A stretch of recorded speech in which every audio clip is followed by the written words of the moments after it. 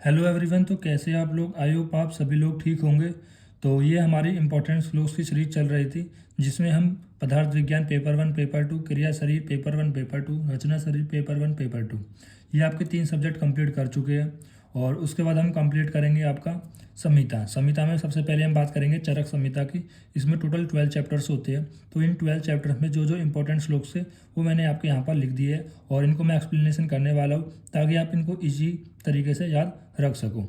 अगर आपने पहले वाली वीडियो नहीं देखी है दूसरे वाले सब्जेक्ट्स की, तो आप प्लेलिस्ट में जाके देख सकते हो, नहीं तो मैंने प्लेलिस्ट का लिंक अपना डिस्क्रिप्शन में दे रखा है।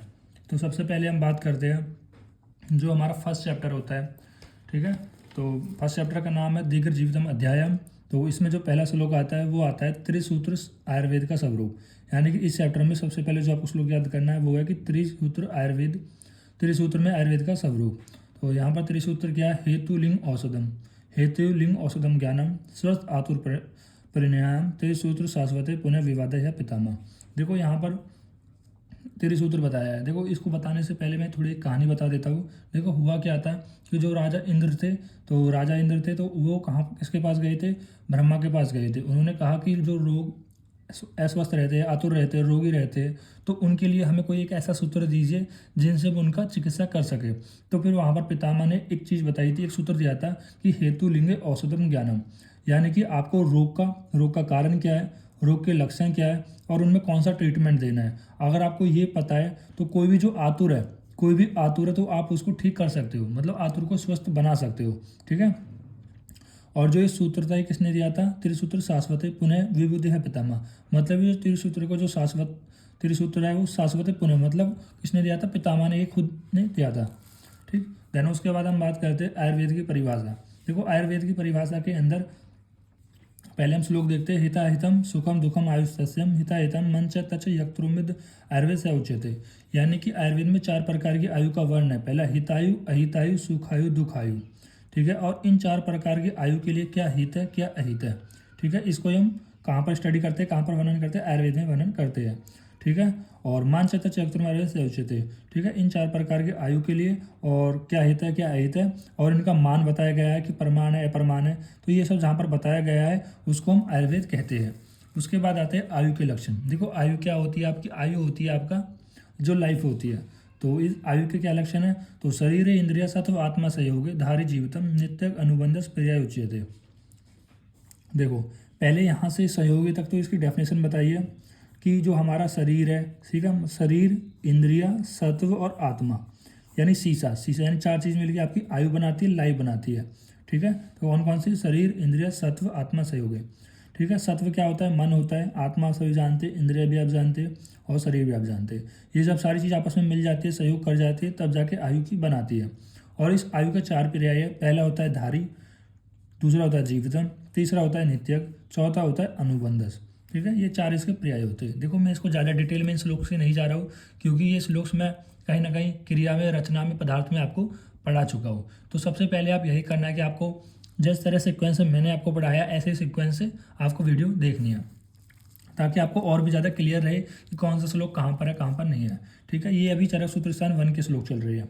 उसके बाद सामान्य विशेष की परिभाषा बताई गई है यहाँ पर कि सर्वदा सर्वभावनम सामान्यम वृद्धि कारणम हास्र हेतु विशेषस्य प्रवृत्ति रूपस्य तु। तो यहाँ पर बताया गया है जो सामान्य होता है वो हमेशा सभी भावों को इंक्रीज करने का कार्य करता है, बढ़ाने का कार्य करता है। और जो हास्र होता है वो हमेशा सभी भावों को विशेष करने का, घटाने का कार्य करता है। अगर आप उनको डेली प्रवृत्ति रूप से तो मतलब डेली अगर आप उन चीज़ का अभ्यास करते हो, देखो नॉर्मली आपको अपनी दोष, धातु, मल, या तो इनको बढ़ाना होता है या इनको घटाना होता है। आप बढ़ाओगे घटाओगे कैसे? किसी ना किसी द्रव्य का प्रयोग करके ही घटाओगे या बढ़ाओगे, ऐड करोगे, सब्सट्रैक्ट करोगे। मतलब आपको बॉडी में अगर इंक्रीज करना है तो किसी न किसी द्रव्य का सेवन करना होगा। तो जिस तरह का द्रव्य का सेवन करोगे, ठीक है, उसी तरह की वृद्धि होगी। तो वो किस में आता है? सामान्य में आता है। इसका अपोजिट किस में आ जाएगा? विशेष में आ जाएगा। फिर यहाँ पर एक और दिया गया है कि सामान्य एकत्वकरम विशेषस्तु पृथक्त्वकृत तुल्यार्थ ही सामान्य विशेषस्तु विपर्य। देखो यहाँ पर क्या बताया गया है? सामान्य एकत्व का कारण होता है और विशेषस्तु पृथक कारण होता है, डिफ्रेंशिएट करने का कारण होता है। एंड तुल्यार्थ ही सामान्य मतलब सामान्य को तुल्यार्थ करने का होता है, कंपेरिजन करने का। एवं विशेषस्तु विप्रिय, और विशेष जो होता है वो विप्रिय करने के लिए रिस्पॉन्सिबल होता है। ये भी हम यहाँ पर पदार्थ के अंदर अच्छे से डिटेल में देख चुके हैं। ठीक है, देन उसके बाद है द्रव्य की गणना। तो द्रव्य की गणना में क्या है, ख्यादि नियम आत्मा मनोकाल दिश द्रव्य संग्रह सैन्द्रिय चेतनम द्रव्यम निरिंद्रियम चेतनम। तो यहाँ पर क्या बताया गया है कि देखो जो द्रव्य का क्लासिफिकेशन किया गया था चैप्टर नंबर 3 और पदार्थ विज्ञान में, आपने वहाँ पर पढ़ा होगा कि कारण द्रव्य से 9 प्रकार के कारण द्रव्य होते हैं, जिनमें ख्यादिनाम, ख्य से आता है 5 महाभूत, और ख्यादिनाम में 5 महाभूत आ गए, और आत्मा हो गया, 7वां मन हो गया, 6ठा आत्मा, 7वां मन, 8वां काल, 9वां दिशा। तो 9 हमारे कारण द्रव्य का हो गए। देन उसके बाद द्रव्य का हमने किया था सैन्द्रिय और निरिंद्रिय, मतलब द्रव्य क्लासिफिकेशन कैसे किया था, कुछ में इंद्रिय रहती है, कुछ में इंद्रिया नहीं रहती है। तो सैन्द्रिय में आगे आ जाता है अभ्यंतर और ब्राह्मस्यंतर, जो आपने पढ़ा होगा कि अभ्यंतर के अंदर कौन कौन से आती है और ब्राह्मण के अंदर कौन कौन से आती है। देन इस निरिंद्र के अंदर आ जाता है कृत्रिम वगैरह जो मैन मेड होते हैं। ठीक है, तो ये सब चीज़ें। उसके बाद हम बात करते हैं गुण की गणना। तो गुण की गणना में क्या है कि सार्थो गुरुवादो बुद्धि प्रत्ययन प्रादय गुण प्रोक्तन। देखो ये श्लोक भी आपने वहीं पर पढ़ा होगा गुण वाले में। तो यहाँ पर बताया गया है कि टोटल 41 गुण बताए थे आचार्य चरक ने, जिनमें से 5 गुरुवादी गुण होते हैं, 20 गुरुवादी गुण होते हैं, 5 सार्थक गुण होते हैं, 20 गुरुवादी गुण होते हैं, और बुद्धि और प्रियता को मिलकर 1 + 5 मिलकर टोटल 6 हो जाते हैं, जिनको आध्यात्मिक गुण भी कहते हैं, और टोटल 10 परादय गुण होते हैं। इन टोटल ऐड करोगे तो 41 गुण यहाँ पे हमको मिल जाएंगे। देन उसके बाद आता है समवाय के लक्षण। देखो समवाय क्या होता है कि समवाय मतलब एक ऐसा रिलेशन होता है जो एक दूसरे के बिना एग्जिस्ट नहीं कर सकता। जैसे यहाँ पर बताया गया है समवायो अपृथक भावो भूमि आदि नाम गुणमर्ते। जैसे कि आपके महाभूत होते हैं, जैसे कि पृथ्वी आदि जो महाभूत होते हैं, ठीक है, उनमें भी कोई ना कोई गुण होता है। जैसे पृथ्वी में जो गुण होता है वो गंध गुण होता है, कि पृथ्वी से आप गंध गुण को अलग नहीं कर सकते हो। ठीक है, वो कैसा रिलेशन होता है, इनका समवाय रिलेशन होता है। ठीक है, अब आकाश में शब्द होता है, ठीक है, वायु में स्पर्श होता है, अग्नि में रूप होता है, तो हर एक महाभूत में एक ऐसा रिलेशन होता है जिनको आप अलग नहीं कर सकते हो। वही रिलेशन कैसा आपका समवाय रिलेशन होता है। तो स नित्य यत्रि द्रव्यम तत्र नाति गुणों, मतलब जब तक वो द्रव्य रहेगा तब तक वो समवाय संबंध रिलेशन रहेगा। ठीक है, देन उसके बाद आप द्रव्य के लक्षण। तो यहाँ पर द्रव्य की डेफिनेशन बताई गई है कि यत्र आश्रिता कर्म गुणा, मतलब द्रव्य के अंदर कर्म और गुण होते हैं। ठीक है, और जो द्रव्य होता है वो समवाय का कारण भी होता है, क्योंकि समवाय से रहते हैं, जब तक द्रव्य रहेगा जब तक उसके अंदर कर्म और गुण दोनों ही अवेलेबल रहेंगे। उसके बाद आता है गुण का महत्व, गुण का लक्षण। तो समवाय तो नीचेष्ट कारण गुणा, यानी जो गुण है वो समवाय का कारण होता है, द्रव्य के अंदर समवाय संबंध से रहता है। और उसके बाद निश्चेष्ट होता है, निश्चेष्ट का मतलब है कोई क्रिया नहीं करता है। ठीक है, तो निश्चेष्ट कारण होता है, तो ये गुण के लक्षण हो गए। ठीक, देन उसके बाद कर्म के लक्षण क्या है कि संयोग च विभाग च, मतलब संयोग। देखो कर्म क्या करता है कि किसी वस्तु का एक जगह से सहयोग करता है तो दूसरी जगह से विभाग करता है। जैसे इस पेंसिल का मैं यहाँ से उठा लूँ तो मेरे हाथ के साथ सहयोग हो गया, और इस नोटबुक के साथ या इस पेज के साथ विभाग हो गया। ठीक है, कारण द्रव्य आश्रितम, और जो कर्म होता है वो कहीं ना कहीं द्रव्य में ही आश्रित होता है। कर्तव्य से क्रिया कर्म, यानी अपने कर्तव्य को करना ही कर्म कहलाता है। एंड कर्म नान्देव पश्यते, और कर्म किसी और दूसरे कर्म की उपेक्षा नहीं रखता है। देन इसके बाद हम बात करते हैं धातु साम्य तथा त्रिदोष विज्ञान के बारे में। तो कार्य धातु साम्य ही मुच्यते, यानी देखो आयुर्वेद में जो कार्य बताया गया है वो क्या बताया गया, धातु को साम्य करना ही है। अगर आपके धातु साम्य रहेंगे तो आपको कोई भी रोग नहीं होगा। तो धातु साम्य क्रिया चौकता तंत्रासम प्रयोजनम, और जो आयुर्वेद का जो प्रयोजनम होता है वो धातु को साम्य करना ही होता है। ठीक है, फिर रोगों के त्रिविध ज्ञान कारण के बारे में बताया गया है कि काल बुद्धि इंद्रियार्थानाम योग मिथ्यम च अति च द्रव्यम आश्रनाम व्याधिनाम त्रिविध हेतु संग्रह। तो यहाँ पर बताया गया है कि रोगों के 3 कारण कौन कौन से हैं, काल, बुद्धि और इंद्रियार्थ। ठीक है, काल, बुद्धि और इंद्रियार्थ। देखो अगर आप इन 3 चीज़ों का अतियोग, अयोग और मिथ्या योग नहीं करते हो, अयोग नहीं करते हो, मिथ्या योग नहीं करते हो और अयोग नहीं करते हो, ठीक है, तो आपको कोई भी रोग नहीं होगा। लेकिन अगर काल, बुद्धि, इंद्रियार्थ का अगर आप अयोग, मिथ्या योग और अतियोग करते हो तो आपको यहाँ पर कोई ना कोई रोग हो जाएगा। ठीक है, और देखो ये काल क्या होते हैं, बुद्धि क्या होती है, इंद्रियार्थ, ये भी पहले के हम यहाँ पर देख चुके हैं, पहले की जो वीडियो थी।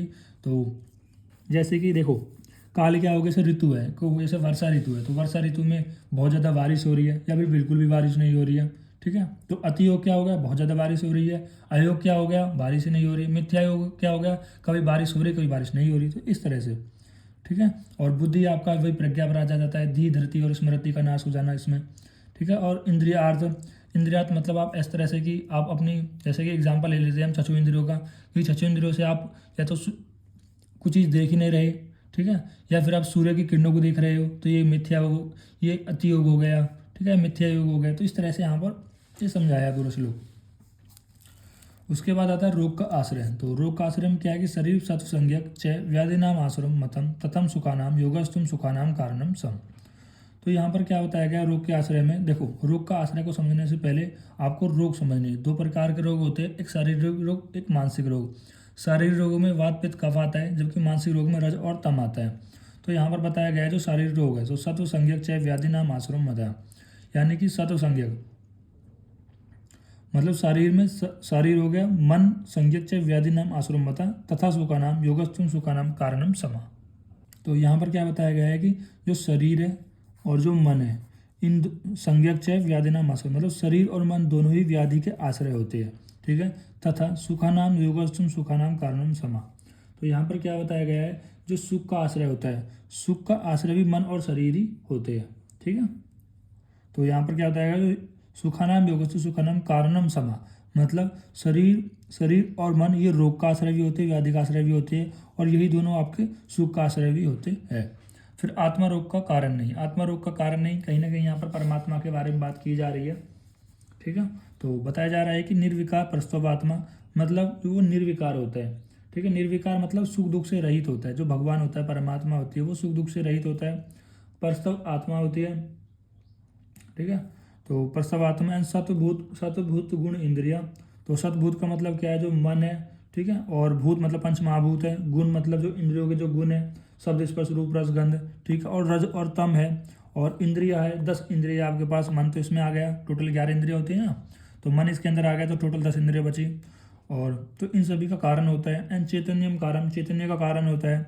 नित्य दृष्टा पश्यति ही क्रिया, मतलब वो हमेशा बना रहता है, और जितनी भी क्रियाएं होती हैं उन सभी को देखते रहते हैं। तो ये हो गए हमारे आत्मा रोग का कारण नहीं, या फिर हम कह सकते हैं परमात्मा की परिभाषा।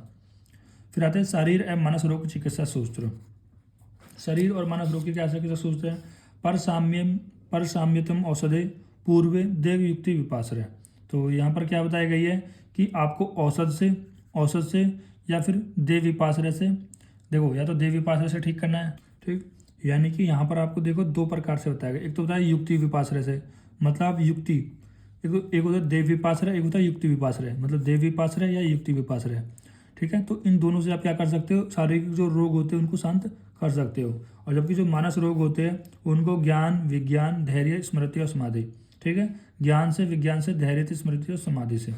ठीक, देखो शारीरिक और मानसिक रोग यही होते हैं। शरीर जो वात पित्त कफ है, उन वात पित्त कफ को आप देव विपाश्रय से या युक्तिकृत औषध से आप ठीक कर सकते हो, जबकि मानस रोग को आपसे ज्ञान विज्ञान धैर्य स्मृति और समाधि से यहाँ पर ठीक करना होता है।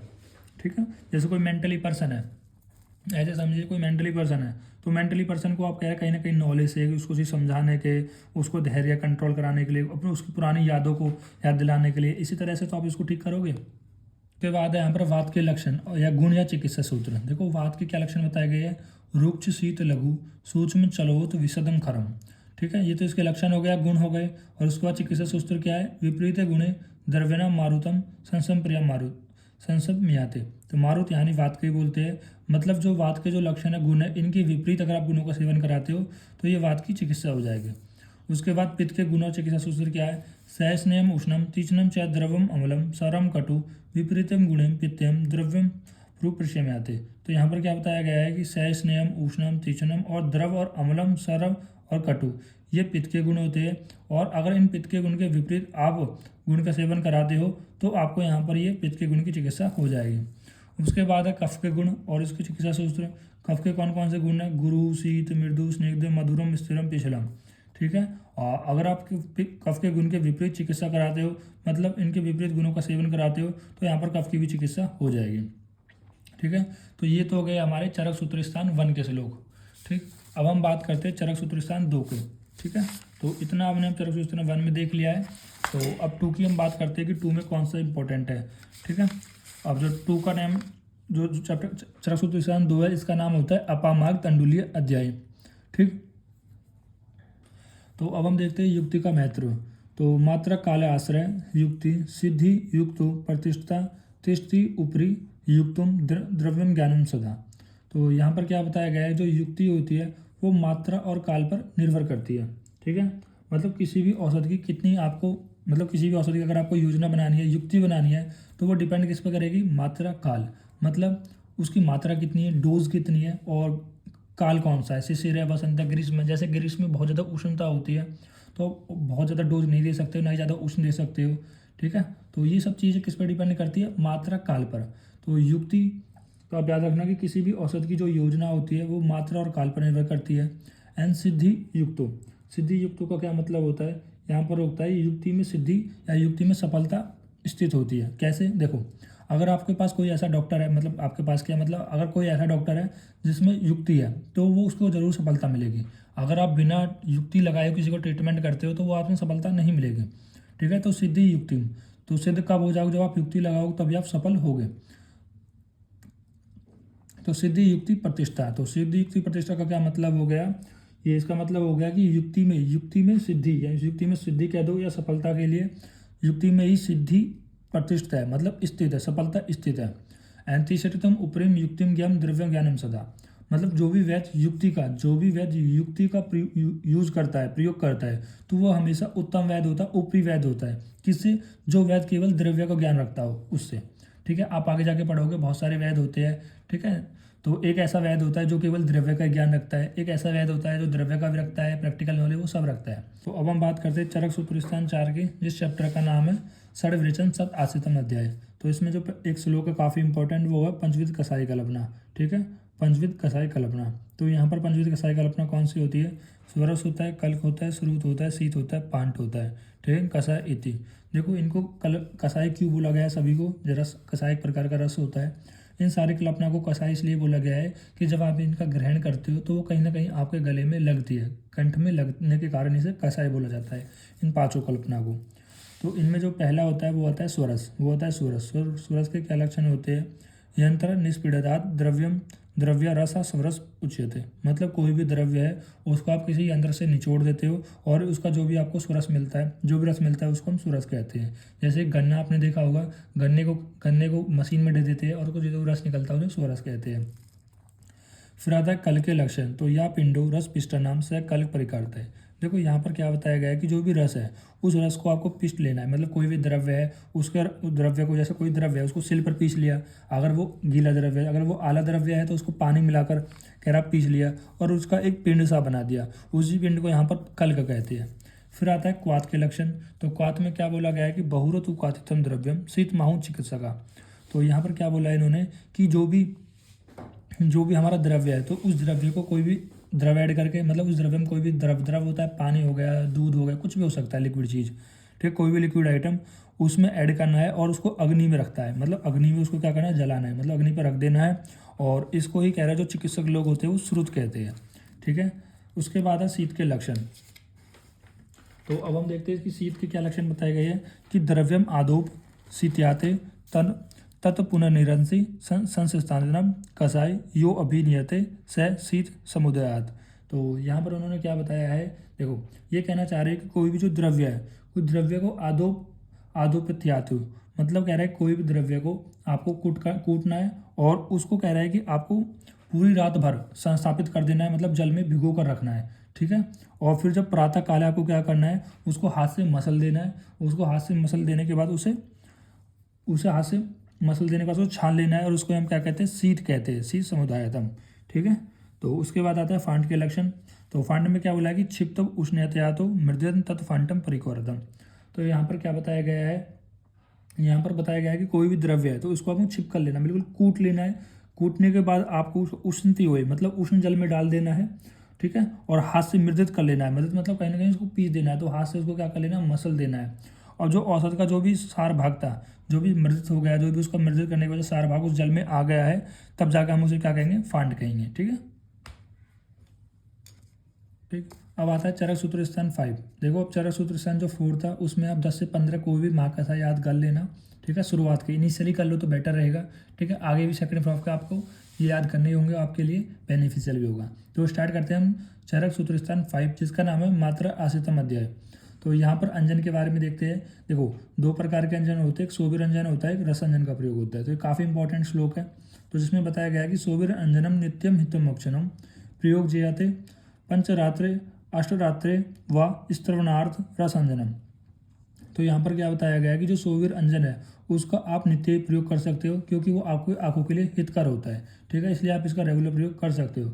जबकि जो रसंजन होता है उसको 5वीं रात्रि पे या अष्टरात्रि पे ही इस रसंजन का प्रयोग करना चाहिए, और इस रसंजन का प्रयोग आपको स्त्राव नार्थ के लिए करना चाहिए, यानी जो भी आपकी आंखों में जो दूषित जल है उसको निकालने के लिए इसका प्रयोग करना चाहिए।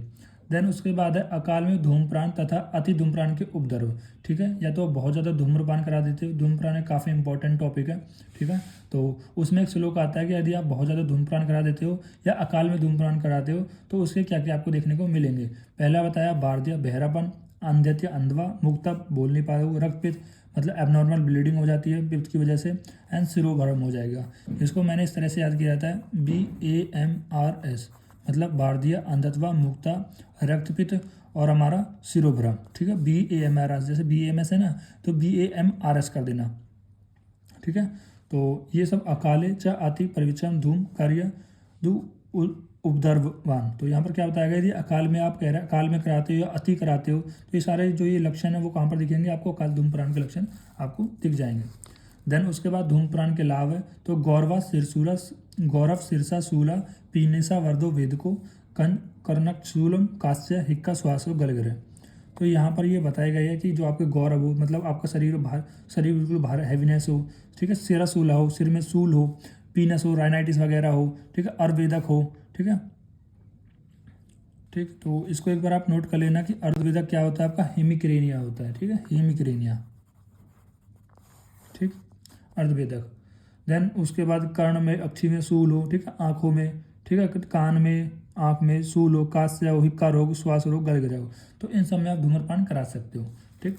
देन इसके बाद आता है हमारा चैप्टर नंबर 6 जिसका नाम है चरक सूत्र 6 सॉरी उसका नाम है तस्य मास्यतम अध्याय, ठीक है, जहाँ पर आपको मोस्टली ऋतुओं के बारे में पढ़ाया जाता है, ठीक है। तो इसमें जो श्लोक आया है वो आया बल के अनुसार, ठीक है, जो आदान काल, देखो दो काल होते हैं, एक आदान काल होता है, एक विसर्ग काल होता है, दोनों कालों के अंदर 3 ऋतु होती है, ठीक है, 3 ऋतु होती है कि शिशिर होती है, ठीक, बसंत होती है, देन ग्रीष्म होती है, वर्षा होती है, शरद होती है एंड हेमंत होती है, ठीक है। ये जो 3 ऋतु होती है वो होती है आपकी आदान काल की ऋतु, और ये जो 3 ऋतु होती है वो होती है विसर्ग काल की ऋतु, ठीक है। तो यहाँ पर ये बोले आदु अंत्य च दौर्बल्यम, मतलब जो आदान काल का अंत है उसमें जो बल होता है वो दौर्बल्य होता है। आदान काल का अंत यानी जो ग्रीष्म ऋतु में जो बल होता है वो सबसे कम होता है। एंड विसर्ग दानम योरिन नाम, यानी जो विसर्ग काल का शुरुआत है, विसर्ग काल का जो शुरुआत है इसमें भी जो बल होता है वो हीन बल होता है, मतलब इन दोनों में हीन बल होता है, ठीक है। उसके बाद बताया कि मध्य बलम, और जबकि जो मध्य होती है, देखो शिशिर और ग्रीष्म के बीच में कौन सी आ रही है, बसंत आ रही है, ये आदान काल की मध्य होती है, और ये वर्षा और हेमंत के बीच में शरद आती है वो यहाँ पर हमारा विसर्ग का मध्य होती है, यानी जो मध्य में क्या होता है, मध्य बल होता है। एंड श्रेष्ठ मार्गे से निर्देशितम, तुवंते श्रेष्ठ मार्ग, मतलब यहाँ पर जो शिशिर ऋतु और हेमंत ऋतु जो बची है इनमें कैसा बल हो जाएगा, उत्तम बल हो जाएगा। तो इस तरह से आप इस श्लोक को समझ सकते हो। इसके बाद हम बात करते हैं कि हंसोदक का विवरण। देखो जो हंसोदक आता है वो शरद ऋतु के अंदर आता है, ठीक है। तो यहाँ पर बताया गया है कि दिव्य सूर्य संस्तप्त, देखो मतलब यहाँ पर देखो एक ऐसे जल की बात की जा रही है कि जो जल बिल्कुल पवित्र हो, जो कैसे पवित्र होगा कि जब आप इसको दिन में सूर्य की किरणों में रख दोगे, एंड निशी मतलब होता है रात में, चंद्रमा सुसितम मतलब दिन में आप सूर्य की किरणों से उस जल को तप्त करोगे और रात में उस जल को चंद्रमा से तप्त मतलब चंद्रमा की रोशनी में रखोगे। एंड कालीन पाको, और वह काल के स्वाब से पक जाएगा, एंड निर्दोष हो जाएगा, अगस्त्यम विस्कृतम, और जो अगस्त्य तारा हो जाता है, अगस्त्य तारा मतलब अगस्त वाली जो रात आती है, अगस्त वाला महीना होता है उसमें जो तारे आते हैं तो उसमें कैसा हो जाएगा, विश्व रहित हो जाएगा, ठीक है। हंसोदक इति ख्यात शरद विमल सूचिम स्नान पान अवगेशु सस्याते तदग मृदम। तो यहाँ पर ये बताया गया है कि इस ऋतु में ये पवित्र हो जाता है और स्नान करने के यूज हो जाता है, पान भी कर सकते हैं। और ये कह रहा है कि जो अवगा वगैरह होता है ना, जो हम अवगा कराएंगे श्वेत वगैरह के अंदर समझेंगे अवगा क्या होता है, और ये क्या अमृत के समान यहाँ पर ये फल देने वाला होता है, ठीक है। तो ये ना स्नान पान अवगाहेशु मतलब वही जो आप स्वेदन वगैरह पढ़ोगे आगे तो उसमें भी आप इसका जल का प्रयोग कर सकते हो, ठीक है। तो यहाँ पर बताया गया है कि अधान्य वेग, देखो ये चैप्टर नंबर 7 है, चरक सूत्र स्थान 7, जिसका नाम है नावेगान धारी अध्याय। ठीक है, तो इसमें जो श्लोक आता है वो आता है अधान्य वेग वर्णन, यानी यहाँ पर कुछ 13 प्रकार का अधान्य वेग बताए गए हैं जिनको आपको धारण नहीं करना चाहिए। जिनमें से पहला है नावेगान धार्य द्वात में अंजनवर्थान मूत्र पुरीस, यानी मूत्र को पुरीस को, यानी अगर आपको मूत्र आ रहा है, टॉयलेट आ रहा है, फीकल मैटर आ रहा है, पुरीस आ रहा है, तो आपको उनको धारण नहीं करना, होल्ड नहीं करना, आ रहा है तो कर लेना चाहिए। ना रेतस को, ना रेतस मतलब ना शुक्र को, ना वातस्य को, ना वात को, ना छर्दी को, ना छवन को, शब्दवार्थ को, ना ही उद्गार को, ना ही जिरम्बा को, ठीक है, और ना ही क्षुधा को, ना ही पिपासा को, ना ही वाष्यस्य को, ना निद्रा को, और ना ही श्वास को सुरमेन। तो इनको किसी को भी आप निश्वास इन सभी को आपको धारण नहीं करना है। ठीक है, अब देखो यहाँ पर ये श्लोक आएगा, एक चरक का आता है और एक अधान्य वेग का आता है भागवत का। जो मैंने याद करा था वो भागवत का कर रहा था, ना वेगान धारित वाद वेद मूत्र छप त्र क्षुधा निद्रा का श्रम शुरुआत जरम्बा छर्दी रेतसा। ये काफ़ी मुझे इजी लगा था, मैंने वो याद किया था। ठीक है, आपके पेपर में बहुत रेयर चांसेस है कि ये पूछे कि आधान्य वेग अकॉर्डिंग टू आचार्य चरक बताइए। ठीक है, नॉर्मली आता है। ठीक है, कि आधान्य वेगों का वर्णन कीजिए, तो वहाँ पर आएंगे, वहाँ पर आपको लिख देना है कि अष्टांग हृदय के अनुसार 13 प्रकार का आधान्य वेग होते हैं। श्लोक लिख देना है, नाम लिख देने हैं, और अगर उनकी लक्षण और चिकित्सा भी पूछता है, अगर 10 नंबर में आता है तो उन सारे को आप डिफाइन भी कर सकते हो, 5 नंबर में भी कर सकते हो, बस एक लाइन का। ठीक है, और तो ये आपको ध्यान रखना है। ठीक है, आपको ये डिसाइड कर लेना है कि अगर एक श्लोक आपको जैसे आधान्य वेग का यहाँ पर भी आ रहा है और अष्टांग में भी आ रहा है, चरक और अष्टांग दोनों में आ रहा है, तो केवल एक का याद करें। ठीक है, जैसे चिकित्सा के चतुष्पाद आएंगे तो वो भी अष्टांग के अंदर आएंगे, चरक के अंदर आएंगे। तो आपको ये ध्यान रखना है कि आप चरक का करो चाहे अष्टांग का करो, जिसका भी करो एक अच्छे से पक्का कर लो, ताकि आप कंफ्यूज ना हो कि कौन चरक का था कौन अष्टांग का था, और इनकी मिक्स ना करो इनको। ठीक है, तो अब हम देखते हैं धान्य वेग। ये धान्य वेग हो गया, अब हम बात कर रहे हैं धान्य वेग वर्णन। तो इमामस्तु धारित वेगान हितार्थी प्रत्युच्चय, मतलब जो भी व्यक्ति अपना हित चाहते हैं, मतलब अपना कल्याण चाहते हैं, चाहे इस लोक में हो चाहे परलोक में हो, तो उनको धान्य वेग को धारण करना चाहिए। ठीक है, तो साहसा नाम अस्तानाम मनोवाक्यम कार्यक्रम नाम। तो यहाँ पर क्या बताया गया है कि अपने साहस के बल पर आपको अपने मन के वाक्य को और अपने शरीर यानी कर्म को, शारीरिक कर्म को, इन सभी को अपने कंट्रोल में रखना चाहिए। ठीक है, वही तो हो गई, एक तो हो गया वाचिक, एक शारीरिक और एक मानसिक, मतलब शारीरिक मानसिक और वाचिक, इन तीनों चीज़ों को अपने कंट्रोल में रखना है। किसी के खिलाफ बुरा नहीं करना है, बुरा नहीं सोचना है, बुरा नहीं बोलना है। ठीक है, ये सब चीज़ जो भी होती है ना, 10 पाप कर्म आप देखोगे अष्टांग हृदय के अनुसार, वही वाले यहाँ पर पॉइंट आप लिख सकते हो। ठीक है, तो देन इसके बाद हम बात करते हैं व्यायाम की परिभाषा। तो व्यायाम की परिभाषा क्या बताई आचार्य चरक ने, शरीर चेष्टम या चेष्टा स्थैर्यार्थ बलवर्धनी दे व्यायाम संख्या मात्रा से तय समाचरित, यानी शरीर की वो चेष्टा जो, मतलब शरीर की ऐसी चेष्टा होती है जिस चेष्टा से शरीर स्थिर होता है, बल बढ़ता है, और उसको हम क्या बोलते हैं, देह व्यायाम संख्यात, मतलब उसको हम शारीरिक श्रम कहते हैं। ठीक है, शारीरिक व्यायाम कहते हैं, या फिर हम इसे कह सकते हैं देह व्यायाम कह सकते हैं। ठीक है, और मात्रा जैसा समाचार, और उसको कैसे करना चाहिए, मात्रा में करना चाहिए। ऐसा नहीं है कि आपको बहुत ज़्यादा व्यायाम करना है, बहुत कम करना है, एक मात्रा में करना है अपने बल के अनुसार। ठीक है, देन उसके बाद व्यायाम से लाभ है कि लाघव कर्म सामर्थ्यम स्थैर्यम दुखम से उष्णतम दोष से अग्नि वृद्धि से व्यायाम दुपजते, मतलब व्यायाम करने से आपको क्या क्या बेनिफिट्स मिलेंगे कि आपकी बॉडी हल्की हो जाएगी, और भी ज़्यादा कर्म करने में सामर्थ्य हो जाएगी, बॉडी बैलेंस रहेगी, और दुख को भी सह सकते हो आप। ठीक है, दोषों का क्षय हो जाएगा, अग्नि की वृद्धि हो जाएगी। तो ये सारे जो लक्षण है वो व्यायाम के लाभ के अंदर आपको देखने को मिलेंगे। देन यहाँ पर एक शारीरिक प्रकृति का आता है जो कि चरक का नहीं था, ये सुश्रुत का श्लोक है, काफ़ी इंपॉर्टेंट था, इसी के अंदर आया था एक कोडिशन के अंदर, विमर्श के अंदर, जो मैंने लिख दिया है कि सुकर्म सोनितम सहयोगी या व्यवदेश उत्कृष्ट प्रकृति जयते तेन तस्यम में ऋचुराम ऋणुना। तो यहाँ पर बताया गया है कि जब शुक्र और शोणित का सहयोग होता है, उस टाइम पे आपके माता पिता के अंदर कौन सा दोष के प्रकोपित है, उसी के अनुसार आपकी जो प्रकृति है वो भी बनती है। तो अब हम बात करते हैं चरक सूत्र स्थान 8 की। ठीक है, जिसका चैप्टर का नाम है इंद्रिय उपकर्मण्य अध्याय। हाँ, यही है। ठीक है, तो देखो याद नहीं रहते, आप भी कोशिश करा करो आपको याद रहे। ठीक है, तो हम पंचपंचकवान करते हैं। ईम खलु पंच इंद्रियाणामी पंच द्रव्याणि पंच इंद्रिय स्थान पंच इंद्रियार्थ। ठीक है, पंच इंद्रिय बुद्धो भवंती इतुक इंद्रियार्थ कांते। तो इसमें क्या बताया है कि देखो 5 तरह का बताया, इंद्रिया का मैंने कैसे याद करा, इदाब से करके करा था। ठीक है, जिससे आप याद रख सकते हो कि पंच इंद्रियानि पंच अधिष्ठान या पंच द्रव्यानि पंच अधिष्ठान पंच अर्थ, और देन बुद्धि। ठीक है, तो यही बताया गया पंच इंद्रियानी, ठीक है, और पंच द्रव्यानी और पंच अधिष्ठानी और पंच हमारा इंद्रियों के जो अर्थ होते हैं, ठीक है, एंड पंच यहाँ पर इंद्रियों की बुद्धि होती है, तो भगवती, तो ये सब यहाँ से इंद्रिया पंच के अंदर आते हैं। फिर उसके बाद मन के लक्षण आते हैं कि लक्षणम मनसुम ज्ञानस्यम स्वभावो भावं च सेतिम हृदय आत्म इंद्रिया सन्निकट न वर्तते। मन का लक्षण क्या है कि ज्ञान को प्राप्त करना। और ज्ञान कैसे प्राप्त होता है? देखो, आत्मा का सहयोग किससे होता है? मन के साथ सहयोग होता है। और मन का होता है इंद्रियों के साथ, और इंद्रियों का सहयोग होता है अपने अर्थों के साथ। जब इन जिनका सन्निकर्ष होता है तब जाके यहाँ पर कह रहा है कि ज्ञान की उत्पत्ति होती है। तो फिर उसके बाद हम बात करते हैं चिकित्सा के चतुष्पाद के बारे में। तो चिकित्सा के चतुष्पाद क्या है? देखो, चतुष मतलब 4 पाद है। तो भीषक, द्रव्या, अणु, उपस्थाता, ठीक है, रोगी, पाद चतुष्टयम, गुणवत्तम कारणम ज्ञम विकार उपशमनते। ये चरक सूत्र स्थान 9 है, जिसका नाम है खड़ु चतुष्पादम अध्यायम। ठीक है, और 10 चैप्टर का नाम है महा चतुष्पादम अध्यायम। ये आपको इस तरह से याद रख लेना है। और 11 का होता है तस्य मासतम अध्यायम। और चैप्टर 12 का होता है वात कलाकालिम अध्यायम। और चैप्टर नंबर 13 का नाम होता है स्नेह अध्यायम। और चैप्टर नंबर 14 का है स्वेद अध्यायम। और 15 का है उपकलमनी अध्यायम।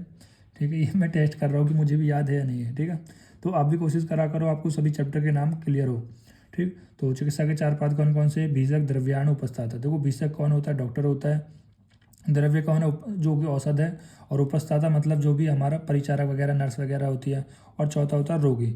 मतलब ये जो चारों चीज़ है वो कैसे गुणवत्त हो। ठीक है, मतलब इनकी स्पेशल क्वालिटीज़ होती है जिनको अलग अलग आपको स्टडी करना है। ठीक है, अगर ये चारों क्वालिटीज़ इन चारों में 4 वाली वो क्वालिटीज़ है, तब जाके हम किसी भी विकार को यहाँ पर शांत कर सकते हैं, किसी भी रोग को शांत कर सकते हैं। फिर आता है कि अस्वस्थ या विकृति तथा स्वस्थ या प्राकृतिक लक्षण। मतलब स्वस्थ और अस्वस्थ के लक्षण क्या होते हैं? देखो, विकारो धातु वैषम्य साम्य प्रकृति रुच्यते। मतलब अगर धातु वैषम्य होगी तो विकार उत्पन्न होगा, और साम्य रहेंगी तो प्रकृति रहेगी। ठीक है, और सुख संयम आरोग्यम, यदि कह रहा है कि आरोग्य कब रहोगे? जब सुख रहेगा, और अगर विकार रहेगा तो दुख रहेगा। ठीक है, देखो, धातु वैषम्य रहेगी तो हमें विकार उत्पन्न होगा, इस विकार से दुख उत्पन्न होगा। और धातु साम्य रहेंगी तो साम्य से सुख उत्पन्न होगा, सुख से आरोग्य की उत्पत्ति होगी। ठीक है, आरोग्य रहेगा, आरोग्य सुख की उत्पत्ति होगी। इस तरह से आप यहाँ पर समझ सकते हो।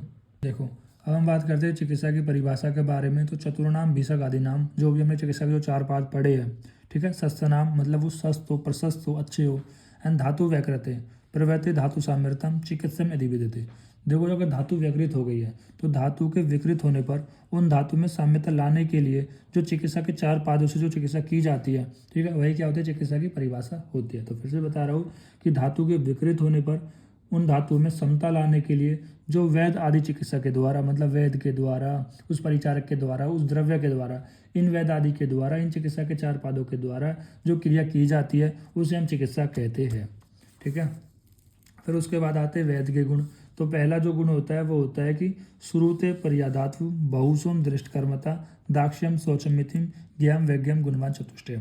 ठीक है, तो यहाँ पर क्या बताए गए? वैद्य के गुण बताए गए। देखो, पहले क्या बताए? चिकित्सा के 4 पाद बताए थे, उनमें से जो पहला पाद आता है वो आता है वैद्य। अब स्पेशल वैद्य के 4 गुण बताए गए हैं कि पहला होता है श्रुते पर्यादात्वम। ठीक है, तो श्रुते पर्यादात्वम का क्या मतलब होता है यहाँ पर? कि शास्त्र को अच्छी प्रकार से वो ज्ञान रखने वाला हो, अच्छे से सुनने वाला हो। ठीक है, ठीक। दूसरा होता है बहुसो दृष्टकर्मात्। बहुसो दृष्टकर्मात् हो मतलब उसने बहुत बार उस चीज़ को देख लिया हो। दाक्ष्यम हो मतलब ज्ञान हो, बुद्धि हो उसमें, शौच मिति और साफ सुथरा से रहे। तो ये 4 वेद के यहाँ पर गुण बताए गए हैं। फिर उत्तम वेद के क्या गुण होते हैं? कि विद्या विनय को विज्ञानम स्मृतिम तत्परतम क्रियम या सेन षड गुणम आस्तस्यम न साध्यम तत्वृतर्थे। देखो, पहला होता है कि उत्तम वेद के गुण विद्या। ठीक है, मतलब यहाँ पर उसको विद्या रहनी चाहिए। ठीक, दूसरा होता है कि वितर्कों का मतलब है वो चीज़ों पे तर्क करे। देन उसके बाद है विज्ञान। ठीक है, विज्ञान की नॉलेज हो। देन उसके बाद है स्मृति हो एंड तत्पर क्रिया। मतलब इन सभी के लिए कह रहा है कि तत्पर रहना चाहिए। मतलब चिकित्सा में हमेशा तत्पर रहना चाहिए, किसी पेशेंट को ठीक करने के लिए तत्पर रहना चाहिए। क्या क्या? विद्या वृत्ति को विज्ञानम स्मृतिम तत्परम क्रियम। फिर उसके बाद है यशते षड गुणम। तो कितनी चीज़ होगी? विद्या, वृत्तिका, विज्ञान, स्मृति। ठीक है, 5वां है तत्पर, मतलब हर चीज़ तत्पर है करने के लिए। एंड देन 6वां है तत्पर क्रिया। ठीक है, तत्पर रहे हमेशा। और क्रिया मतलब यहाँ पर चिकित्सा करने के लिए, चिकित्सक क्रिया, चिकित्सा करने के लिए हमेशा तत्पर रहे। मतलब जो भी वह षडगुण है, षडगुण होगा। ठीक है, जो भी वैद्य, जिस वैद्य में ये 6 गुण रहते हैं, ठीक है, तो ऐसा वैद्य कह रहा है किसी भी साध्य रोग को ठीक कर सकता है, ठीक है। असाध्य रोग को ठीक करने के लिए हमारे आचार्य ने नहीं बताया है। उसके बाद आता है कि वैद्य की 4 वृत्तियाँ, ठीक है। अब वैद्य की यहाँ पर 4 वृत्तियाँ कौन कौन सी होती है, देखो। तो पहली होती है मैत्री कारुण्यम्य आत्रेषु शक्यम प्रीति उपेक्षाणम एंड प्रकृति स्तेषु भुवेषु वैद वृत्यम च चतुर्विधा, ठीक है। तो पहली बताएगी मैत्री, ठीक है। मैत्री क्या होता है, यहाँ पर मैत्री होता है कि मतलब सभी के साथ मित्रता वाला व्यवहार करे। एंड कारुण्यम आर्तेषु, तो इसका क्या मतलब है कि आर्तेषु कारुण्यम का कि रोगी व्यक्ति पर दया का भाव हमेशा रखना चाहिए। मतलब ऐसा फील होना चाहिए कि पेशेंट को देखकर कि उसका दुख वो डॉक्टर समझ रहा है, ठीक है। जो दुख उस पेशेंट को है वही दुख उस डॉक्टर को भी है, ऐसा लगना चाहिए, ठीक है। सक्यम प्रीतिम उपेक्षणम, सक्यम प्रीति उपेक्षणम का मतलब क्या है कि साध्य रोगों में प्रेम पूर्वक चिकित्सा करे, ठीक है। मतलब जो रोग ठीक हो सकते हैं उनको प्रेम पूर्वक आसानी से वो ठीक करने की कोशिश करे। ध्यान प्रकृति स्थिसु भुवेशु, मतलब कह रहा है कि प्रकृति भुवेशु प्रकृतिसु भुवेशु, तो इसका क्या मतलब है, तो यहाँ पर बताया गया है कि असाध्य रोग या रोग में उपेक्षा का भाव रखना। मतलब जो असाध्य रोग है और जो रोग है तो उनमें हमेशा उपेक्षा का भाव रखना, ठीक है। मतलब ये ठीक हो सकता है ऐसा दिखाना, कि डॉक्टर को ऐसा नहीं कहना है कि बिल्कुल ठीक नहीं होगा भाग जाने से, ऐसा उसे नहीं कहना है। हम बात करते हैं चरक सूत्र स्थान 10 की, जिसका नाम है महाचतुष्पादम अध्याय, ठीक है। तो ये इसका यहाँ पर श्लोक नहीं है, कोई भी ऐसा इंपॉर्टेंट श्लोक नहीं लगा मुझे। चरक सूत्र स्थान 11 में काफ़ी इंपॉर्टेंट श्लोक है, जैसे चतुर्विध परीक्षा वाला है, द्वि में खलुम सर्वम सत्यम असत्यम तस्म चतुर्विध परीक्षा। मतलब संसार में जितनी भी सच और असत वस्तु है, ठीक है, तो उनकी हम 4 प्रकार से परीक्षा कर सकते हैं, आप्तोपदेश से, प्रत्यक्ष से, अनुमान से और युक्ति से, ठीक है। जिनमें से पहला आता है आप्त या आप्तोपदेश के लक्षण। रजतुम व्याम निर्मुक्ताम तपोज्ञान वलीन या ये शाम तेरे कालम ज्ञानम विह सदा आप शिष्ट बुद्ध्या से तेसाम वाक्य संशयाम सत्यम वंचती ते कसम दासात्यम निरस्तमा। तो यहाँ पर बताया गया है कि जो रज और तम से मुक्त हो गया अपने तप के बल पर और उसे तीनों काल का ज्ञान हो और उसका ज्ञान सदैव बढ़ता रहता है, और इनको ऐसे पुरुषों को आप्त कहा जाता है, शिष्ट को कहा जाता है, विबुद्धि कहा जाता है। और उनके वाक्यों पर कभी संशय नहीं करना चाहिए, क्योंकि वो हमेशा सत्य बोलते हैं, जबकि वो रज और तम से मुक्त है तो वो कभी असत्य बोलेंगे ही नहीं। ये आप्तोपदेश के लक्षण में बहुत बार करा चुका हूँ, ठीक है। देन उसके बाद प्रत्यक्ष की परिभाषा बताया गया है कि आत्म इंद्रियाना मनोवर्थाना सन्निकृष्ट प्रवर्ते व्यक्ता तदाद्वया बुद्धि प्रत्यक्ष से निरुच्यते। यानी कि जब आत्मा, इंद्रिया, मन और अर्थ इन सब का सन्निकृष्ट होता है तब जाके इंस्टेंट टाइम में जो बुद्धि उत्पन्न होती है उसे हम प्रत्यक्ष कहते हैं। उसके बाद है अनुमान की परिभाषा। तो अनुमान की परिभाषा में क्या बताया कि प्रत्यक्ष पूर्वम त्रिवदम त्रिकलम चानुम्यते। मतलब जिस प्रकार से प्रत्यक्ष से आपसे तीनों कालों का ज्ञान होता है, तो उसी प्रकार से हमें अनुमान से भी तीनों कालों का ज्ञान होता है। कैसे, जैसे कि बहु निर्गढ़ धूमेन, मतलब धूम को देखकर अग्नि का अनुमान करना। तो ये कौन से काल का ज्ञान हुआ है, वर्तमान काल का हुआ है। मैथुन गर्भ दर्शनाथ, मैथुन को देखकर गर्भ को देखकर मैथुन का अनुमान करना, ये भूतकाल का है। एवं व्यवस्य अतीतम बीजात फलम गणातम, और बीज को देखकर फल का अनुमान करना ही भविष्य काल का है, ठीक है। दृष्टात बीजम फल जाति में एवं सदृश्य विदा, मतलब जिस प्रकार का फल है उसी प्रकार का यहाँ पर जिस प्रकार का बीज है उसी प्रकार का यहाँ पर वृक्ष भी आएगा या फल भी आएगा, ठीक है। इसका अनुमान करना। देन युक्ति प्रमाण क्या है, बुद्धि पश्यति या भगवान बहुकारण योगजनाम युक्तिम त्रिकालम श्रेयज्ञाम त्रिवर्गम साध्यतम दस्मा। तो यहाँ पर क्या बताया गया है कि बुद्धि कह रहा है कि बहुत सारे कारणों का सहयोग होती है। जैसे कि हम पेड़ ले एक वृक्ष, देखो बीज ले लेते हैं, मिट्टी ले लेते हैं, पानी ले लेते हैं, ठीक है, और बहुत सारी चीज़ों मिला के कह रहे हैं कि वृक्ष को बोते हैं और अनुमान करते हैं कि इनसे क्या होगी, फसल होगी। तो बुद्धि क्या है कि बहुत सारे कारणों का सहयोग होती है, ठीक है। मतलब बुद्धि से हम अविज्ञात भाव को भी जान सकते हैं। फिर त्रिविध प्रकार के अन्य 7 विषय, ठीक है। त्रिविध प्रकार के देखो यहाँ पर 8 अष्टत्रिक होते हैं, ठीक है, जिनमें से हम एक पहला कर चुके हैं, जो कि होता है कि प्राण, मतलब पहले करने का मतलब ये है कि मतलब वो अलग से वो श्लोक के अंदर नहीं है, ठीक है, उसको पहले ही उस चैप्टर के अंदर पहले ही पढ़ा दिया जाता है। वो होती है पीडीएफ, प्राणेशना धनेशना परलोकेशना। फिर ये 7 बसते हैं, कौन कौन से, त्रिउपस्तम बसते हैं, त्रिविध बल बसते हैं, त्रिआयतन बसते हैं, त्रिरोग बसते हैं, त्रिरोग मार्ग बसते हैं, त्रिविध वेशज बसते हैं और त्रिविध औषध मिति बसते हैं, ठीक है। फिर चरक सूत्रस्थान 12 आता है, वात कला के अध्याय। इसमें खास कोई ऐसा इंपॉर्टेंट श्लोक मुझे लगा नहीं है, ठीक है। और अगर आप करना चाहते हो तो यहाँ पर एक वात के जो गुण वाला है उसे कर सकते हो, जहाँ पर वात के 7 गुण बताए, दारुण को वात के 6 गुण बताए, जहाँ पर दारुण को अलग से रखा गया है, ठीक है। तो इस तरह से आप यहाँ पर इन श्लोक्स को कंप्लीट कर सकते हो, ठीक। और मैंने पूरी कोशिश की है जो काफ़ी इंपॉर्टेंट श्लोक्स थे वो मैं सारे कवर करा दूँ। वैसे इसमें मैंने इतने डिटेल में नहीं समझाने की कोशिश की है, क्योंकि ये श्लोक कहीं ना कहीं चरक तो नहीं, क्रिया हो गया, रचना हो गई और पदार्थ हो गए, इन सब में कहीं ना कहीं रिपीट ही होते हैं। ठीक है, तो मैंने काफ़ी कोशिश की है आपके संहिता के भी जितने इंपॉर्टेंट श्लोक्स हैं, करीब 45 श्लोक्स यहाँ पर बैठ रहे हैं, 45-50 के अप्रोक्स। अगर आप इनको कर ले जाते हो तो इससे बढ़िया आपके लिए कुछ भी नहीं होगा। ठीक है, और ऐसे 45-50 श्लोक आपको यहाँ पर अष्टांग हृदय के अंदर भी मिल सकते हैं। और आप इनका पैकेज कर लेते हो 100 श्लोक का संहिता के अंदर अपना, तो आप यकीन मानिए बहुत अच्छा कर सकते हो। ठीक है, तो फिर मिलते हैं अष्टांग हृदय के साथ, और इसी के साथ हमारी श्लोक्स की जो लेक्चर सीरीज चल रही थी इसको कंप्लीट कर देंगे अष्टांग के बाद। ठीक है, आप ऐसे ही मेहनत करते रहिए।